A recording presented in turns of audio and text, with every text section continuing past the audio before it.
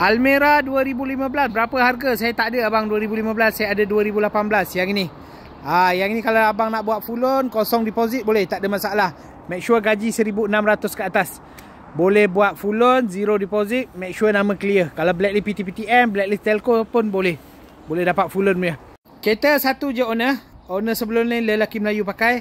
Dijamin 100% bebas daripada major accident, bebas daripada banjir. Untuk model ni dia dah facelift sikit tau. So dia punya bumper depan, dia punya bumper belakang, interior dia ada beza sikit daripada yang 2015 tu. So dia nampak lebih sporty sikit yang ni.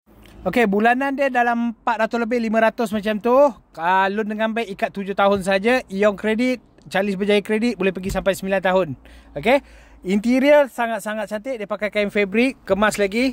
Lepas tu dia punya dashboard semua masih cantik lagi. Okey, semua masih original lagi. Radio semua masih original.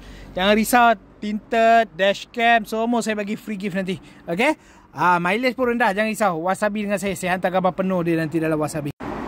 Interior memang sangat-sangat cantik. Even second row dia pun kemas lagi. Yang ni kalau nak bawa long distance, keluarga, jalan jauh, memang saya recommend. Memang sangat-sangat sedap untuk jalan jauh. Okey.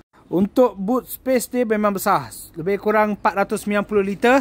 Nampak? So kalau nak pakai untuk long distance, nak pakai keluarga, memang sangat-sangat recommend sangat. Okey.